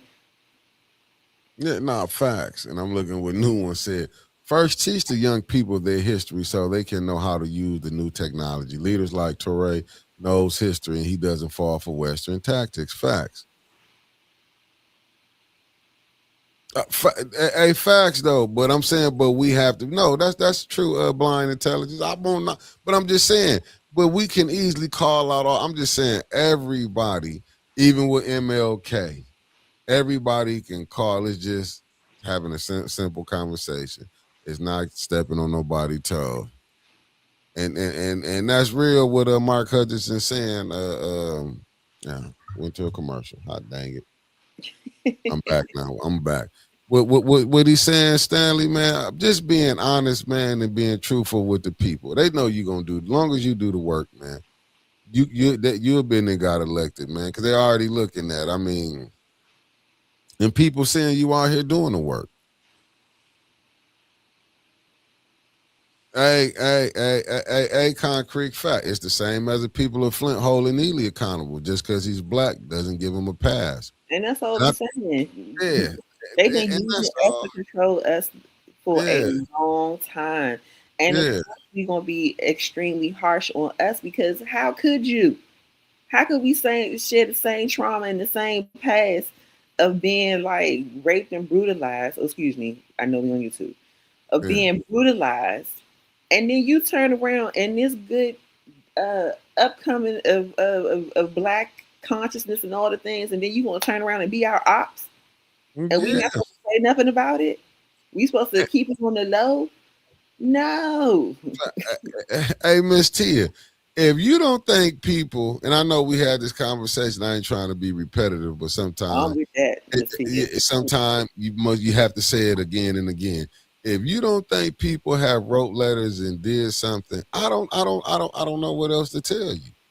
People have wrote letters. Don't think people ain't tried to come up here and did no fighting. Like I'm knowing on the national now, maybe they ain't got the same get together, but usually when people have fought each other so much, this is what you get. You get the remnants of what used to be people that would want to get together. You know what I'm saying? I think, listen, Miss Tia, I'm with you, right? That's where we are here, right? And I've talked to Mickey several times. I'm asking him the same questions you asked him, like, what about getting into the neighborhood? What about knocking on the door? What about having town halls and stuff? And sometimes being an outsider, you got to respect the perspective, right? It's not that I'm not going to keep encouraging A10 to do these things. But I'm not going to come. I love to come to visit, but I already said it on here before. You won't catch me in the council because I can't take them charges. I worked for 3 years not to take charges in DC. I ain't about to come to Flint and be stuck because I tried to help people. People got to want to help themselves, but that is what we have to do. At the end of the day, we got to start coming outside of these virtual boxes and start coming out here and talking to your neighbors to see if we are aligned. At some point, we're not going to have the safety and the convenience of being able to do what we're doing today. That's just the reality of it. Even with them building data centers and things like that. If you are a truth teller and you are speaking to what happened in the past and how that connects to what we're dealing with now, you are looking to be silenced. And America has showed you that they are willing to do that by any means necessary. So for those who are concerned with how do we move forward out of what Ms. Tia said, our whining phase, then I expect that you will start getting on these different chats right now, open up space for people to start having collective conversation, start having your meetings to go out here and talk about what we can do to build collective resources, because once you come up against the system, they're going to make you feel it. They're going to take away all the amenities. And so then you might have to start talking about how you can build a tent or a hut somewhere in a space that they're not going to come and scoot you off of, because land is not something that they give away for free in America. Never have and never will. So and ain't gonna give it. And those are the other barriers that you have to deal with when you talk about galvanizing people to go up against the system. We can talk liberation, we can talk revolution, but until you can show me an army with some serious ammo that's going to help us in this turf war of America, then I mean, she said, "Yo, I can't." But I couldn't take it. No. I listen to you. You can come here. You go get him and just because you said you could get off. No, you come here and you get off the live and you come here and gather people up and let's see how that work out for you. Let's see will they not turn on your ass and will you, like, if you said you came and you couldn't take it and that little time you couldn't take it, shit. Think about the people that's been here. If you couldn't take that little time, and I'm talking about people been here in it, come on now. I mean, it sound good, like it's easy to go, it can get it done. I'm just telling you, it sound good. But ask Jed. Hey, Stanley, I appreciate that. I wouldn't want you to. You know what I'm saying? You got to have a plan when you come to Flint. I know that. I see that. And even when you come with a plan, you got to have a quick exit, too. So they can't catch you to put them charges on you. You got to come in, do what you got to do, and roll out. Can't sit. Can't out, none of that. You got to go. And that's what I'm saying. Like, look, no, Miss Tia, because even family members going to tell, I ain't got time to be down there playing like that. Let's be honest. That people seeing what's going on. And once again, it's not to say that these things can't happen, right? Like, I think that with 810 and Mick having the 50K, that is a starting point to being able to do some of that work for people who are like-minded, right? And the small things that you can do until you can figure out the bigger things is to continue to educate our youth specifically about history and the times that we're dealing in now. And then here's the other part, right? And I know it sounds harsh to say, and it's a terrible reality, especially for those who are really about community and want to see everybody go. The sad reality is everybody can't go. Everybody not going to go. And some of them that you bring with you might be the anchor to sink your ship. So you got to focus with those who are willing to listen and keep it moving and be appreciative for the growth in those spaces. You can't drag anybody, but you can do the work to make sure that everybody has the opportunity to see that they got a way out. Right. Good morning, Shotty Shot. Well, Miss T, if he let it be known you will be arrested, you don't think he letting other people know that he have arrested them? Ask Clack. President of the school board was going to check on what was going on up at the school and got arrested. That it was people on their property. Think about that for a minute. I mean, but that is the question, right? The Nasia put up, she said, when will we get uncomfortable enough? And that's the question that's populating, Nasia, for everybody, whether you in Flint or whether you in DC, anywhere else.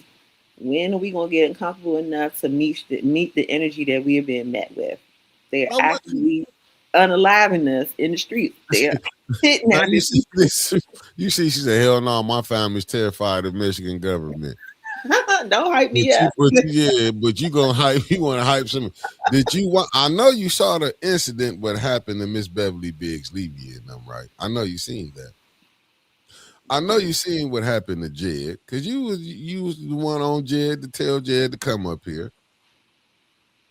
I know you seen it. Like, I mean, I don't know. This is my first time dealing with a known tyrant.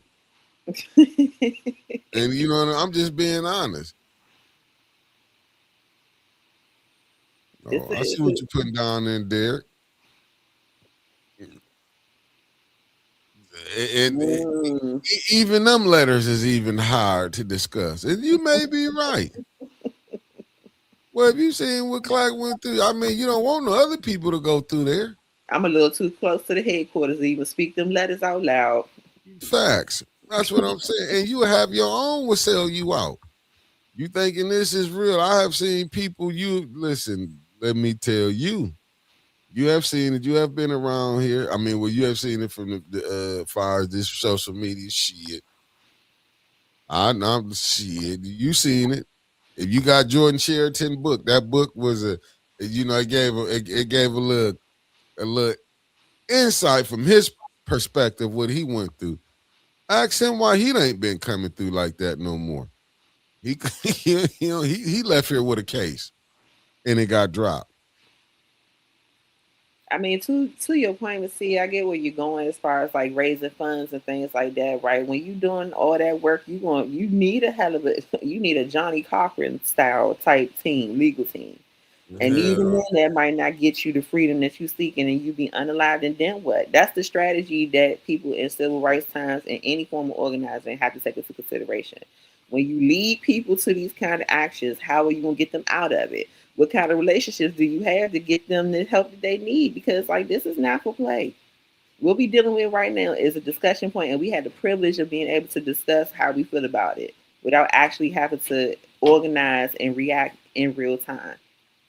But other than that, like, what's the plan? Miss Tia, it was and get that book too. You might want to read. It was a group that he took down.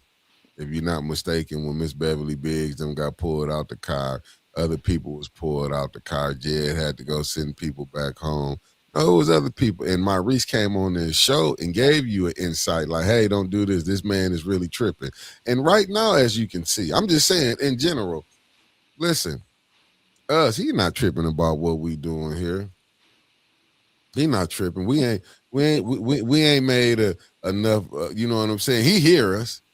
You know what I'm saying? He feel like we the dog barking at the moon and he the moon. We ain't doing nothing to it. He hears. He didn't stop to look. Y'all can't even get a studio in Flint. Y'all can't even get. And the ones who will do some donate to y'all, I let them know they can donate to y'all. So don't get it twisted. This man know what's going on. He's sitting up here laughing. We ain't stopping now. One thing he got going on, and believe me, us telling it, and they mad about us even talking about it. The only thing that, they hate that they get with the people that he got now, the fools that he picked, is really they doing so much wrong that, you know what I'm saying, he can't stop us from reporting on it.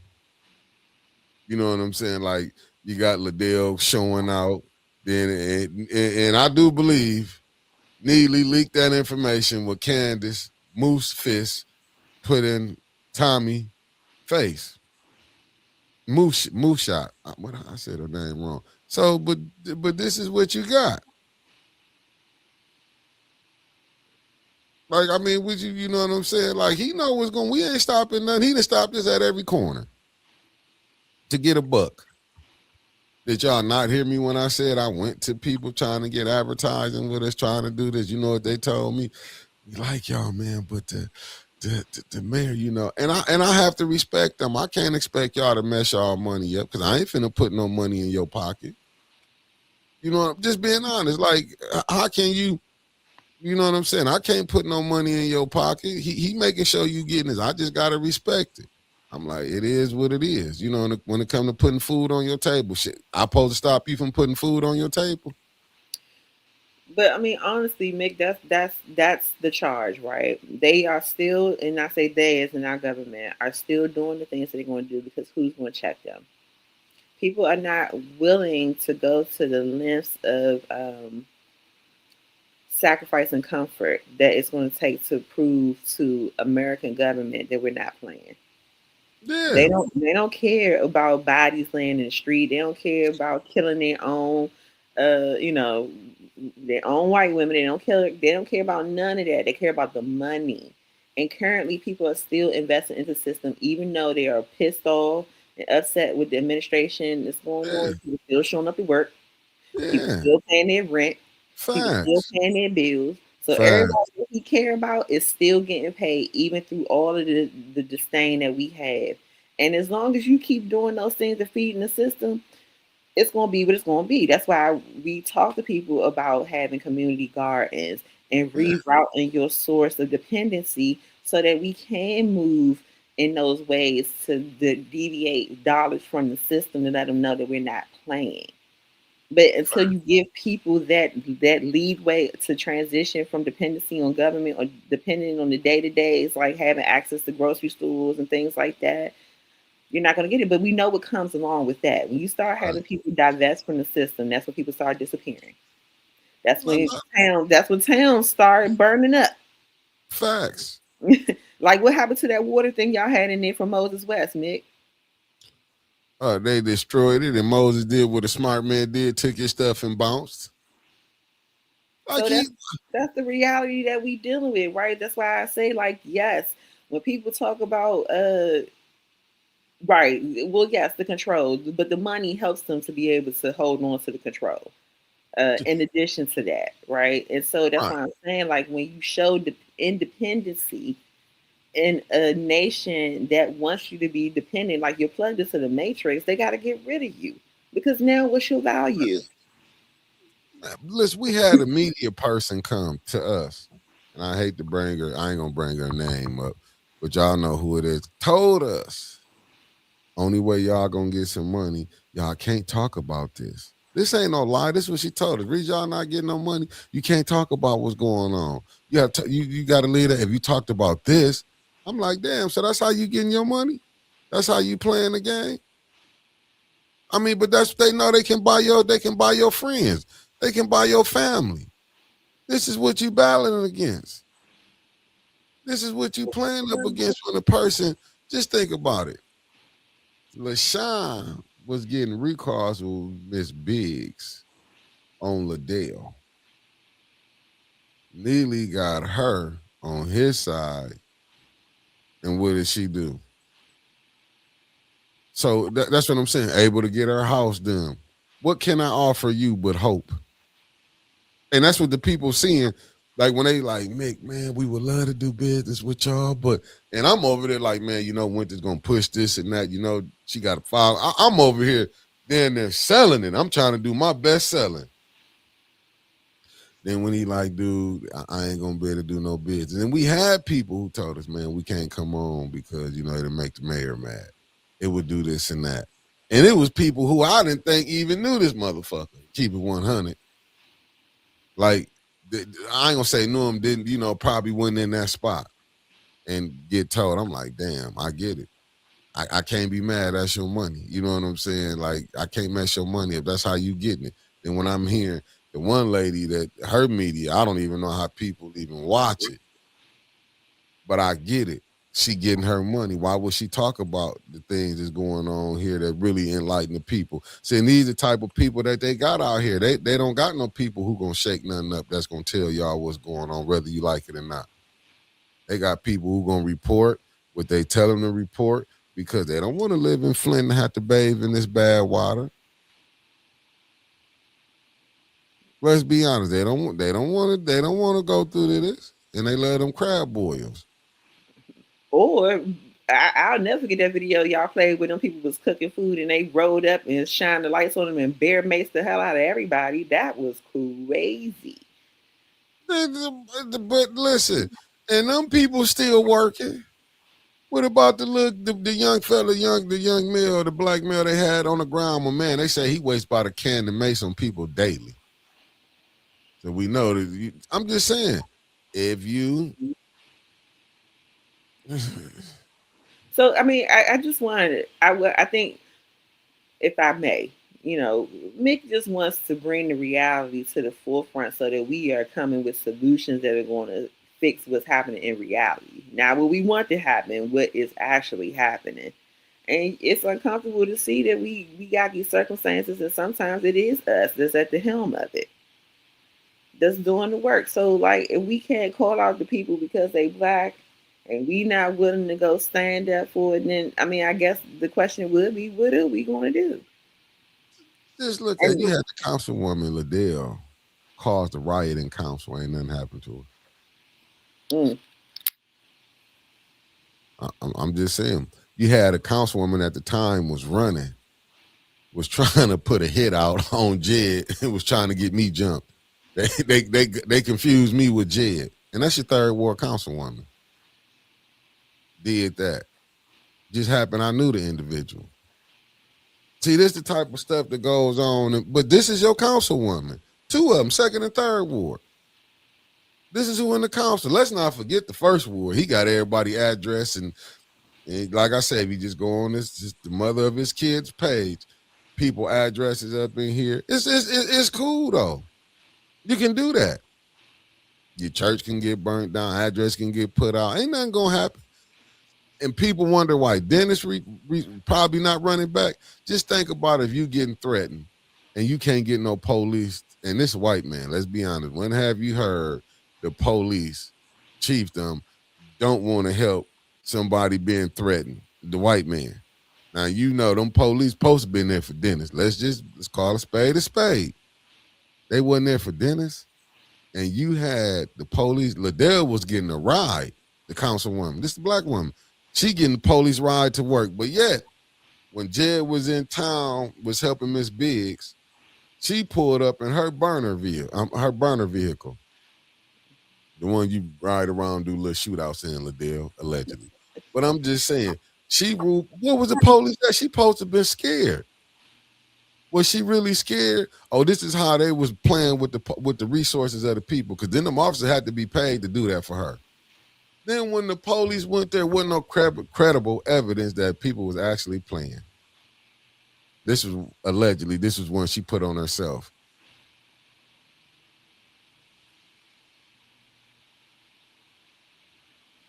Oh, I might put it up there. Mark Hutchinson said Neely is a true politician, but that is also his weakness. He is purely transactional. He doesn't inspire people. He can't be beat. You gotta believe that all these people can. No better time than now. If y'all got openings to change the narrative of how your council represents you, then it's gonna cost you to get outside of these boxes and go touch on some real doors. And I know Mick said y'all got some neighborhoods that ain't welcoming melanated faces, so I might not. Oh, before. Oh, you said who? I ain't gonna that 4th ward is dangerous over there in Minnesota. You might not. We got people over there. We got people over there now. We got the Wonder Twins. Debbie and word. So you might want to send creeping in. Send the Wonder Twins. Don't you go in, because we don't need no more hot headlines coming out of Flint like that. You know, no more DOAs. You know what I mean? But now is the time to get outside of this magical, mystical box and start actually going out to talk to some people and having conversations about whether or not they really supporting these people, so that when y'all get caught with another write-in scandal, you can put the data against the myth, the propaganda, and say, well, we talked to this many people and they said they was in support of X, Y, and Z. So we don't understand how you ended up with 300-something supporters from X, Y, and Z. You know, like, you gotta do the work. The burden of proof is on you, man. Always, in America and anywhere else. If you want to say that something's happening, the burden of proof is on you to show that this thing is really happening. And I think that it's a great time, not only just in Flint, but anywhere. There's a lot of seats of power that are coming up because people are seeing the writing on the wall. It's a damn shame that they wait until now to leave us with this crazy orange tangerine and want to blow us up to smithereens. But I mean, it is what it is. Somebody got to hold it down and hold America accountable for being true to the myth. It's got to be a myth now, because we ain't living it. Look at what Flint left with. And people, like, they scared to and I agree with you, Mark. They scared to challenge Neely. That's what he got. He got people who scared to challenge him. But the question is, who gonna take that support that he got? See, we're not being honest with. We being honest. You know, everybody heard the story, but it bears being repeated again. Shout out to Papa J for that. It bears being repeated again. Did y'all not hear? Even when Brother Troy from the Nation of Islam was on here, when he said the same strategies, y'all don't be listening. Y'all don't be listening. When he said, and I got to give the credit for when this man said this, the one here said this. Shout out to Gil on this. When he said, Neely was told just get 20% of the black vote. They know we don't vote. Said get 20%, we get the rest of it. Show me what other black candidate can go take that other base, that voting base that Neely got. Now go show me. If I'm saying you only get 20% of the black vote, and Flint is a predominantly black city, it might be 50, it might be 48, 42, something like that. Who knows? But I'm just saying, when you seeing that, and he don't even have to go get the majority, and Dr. Weaver, I believe he got the majority of the black vote, but guess what voting base he couldn't get? Couldn't crack a dent in it. And then along with you got the clerk office. So until you can get, let's be honest, until you can get that together, and until you can bust up, and you heard what it said his voting base was, the whites. Let's be honest. This is what he said. This ain't what Mickey said. This is what he said.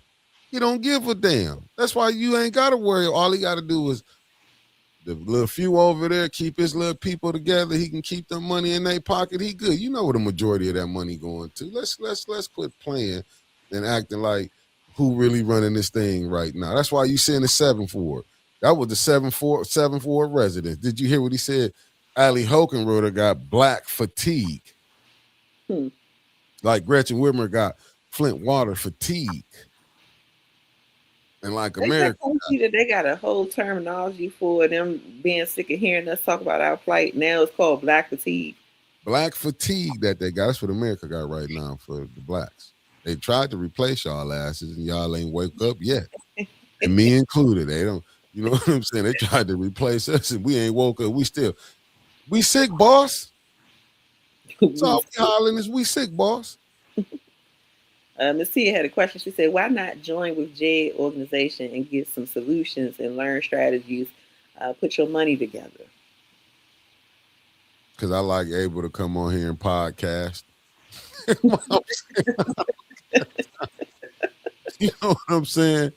You don't want to pay the price. We paying a hell of a price now, family. I'm just being honest with y'all. Y'all know we the only media group up in here can't get nobody to advertise. And the ones who did do it, let me shout out to her. And y'all go mess with Just Oil for real. And that's the family from Dayton, Ohio. And Zayna. Y'all make sure y'all go get Zayna stuff. I mean, and I got to give a shout out to Johnny G and Miss Beverly B. Man, there's nobody want to listen, man. We have people up on there, even though on council, we speak up for them.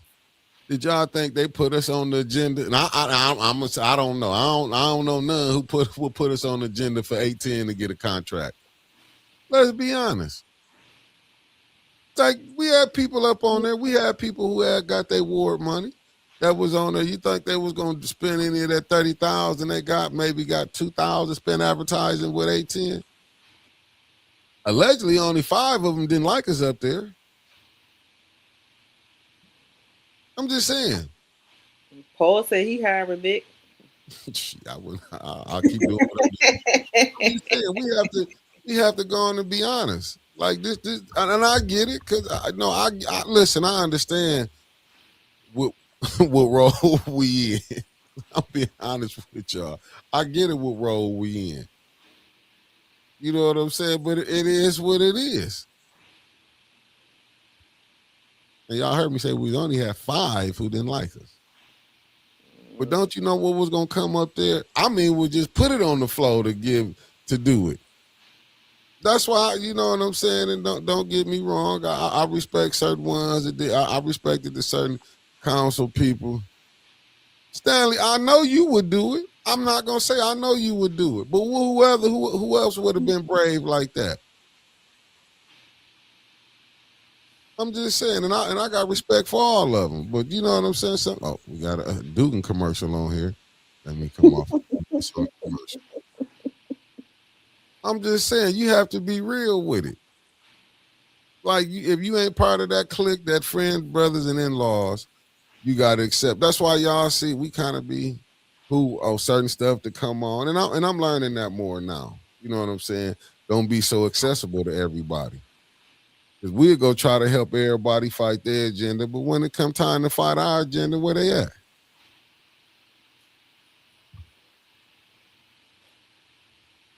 That's not a good exchange of energy on my side. I'm just saying in general, this is what you fighting against that, but I get it. Certain people, if you I can't expect you to mess your money up. You know what I'm saying? Your way of eating. You know what I'm saying? I respect it. Like I ain't never one of them that's gonna be hating. I'm just saying this is the stuff that you have to put up with. Like when you battling this system, this is what you gonna fight against, and it is what it is. You got any last words, Yo? Because we at that 2-hour mark. Oh man, listen, it's been a great conversation. I tell y'all, I'm so happy to be back off the chitlin circuit for this Friday, maybe next Friday. You never know around here. Oh, all right. Y'all heard it here live. Otis said, I'll see y'all next Friday for $5 Friday. Good people. I know I'm from the 202 and this is the 810, but it's very important that we had these conversations together because at the end of the day, history still got to be documented. Even if we don't come up with the solutions in 2026 and beyond, at least we documenting what's happening so that the people behind us don't have to deal with the same rapscallions. See, that's a new word for today, rapscallions. Tell them what it is. Yeah. They rapscallions, man. Listen, so it's $5 Friday. I'll say this every time. Just because you couldn't come up with the $5 in this 2 hours doesn't mean in the later part of the day. I know y'all waiting for Winters and Otis to get back on here, so maybe you'll get your $5 then. The goal is $50K, man, so that we can go out here and do some good work as 810 News Media Group and support a good cause other than one of them big corporations, with your little $5. It's just $5. I'm gonna keep saying it again one more time before I get up out of here. $5 Friday is in effect today, good people. And I'll see you guys in the chat around Mick, 6:30ish, maybe 7 today. What time y'all gonna hear? You know what? I'm gonna say this right here, though. Family, we gonna be here. I gotta go finish my other work. If I am here, I probably won't be doing no talking. Cause when you're getting your grill together and getting this wisdom tooth took out, yeah, I gotta go get to. So y'all sending a heart in the chat for Mick and his teeth. Yeah, he been battling them joints to feel like since last year. And they all in the back. Ain't none in the front. I'm getting my stuff did. That's what happened when you out here telling too much truth. Niggas gotta go. Your wisdom teeth gotta go, man. I went in for one thing and they wanted to take the wisdom out. I went in to get the one I had the root canal broke. They wanted to come back, and I just pray for me, family. Mick going through, but before we go, I just want y'all to remember, man. Even if it's a small conversation to a big conversation on the platform, at least you're doing your part, man. And continue to tap into 810 and tell the word of what's going on, and hopefully you'll get them some help somewhere. And if anybody ever come to DC, come holler at me, come see me. Maybe we can go on the hill together and talk to some of the people in Michigan. I'll be in the background. But I'm down to go do a little tour guide action there. So we'll see y'all on Sunday? Yeah. But just Sunday. thought. 17. You might don't know. You might be seeing Yogi G. We're going to put something together. You might don't know what Yogi G got going on. But this is what I do know today.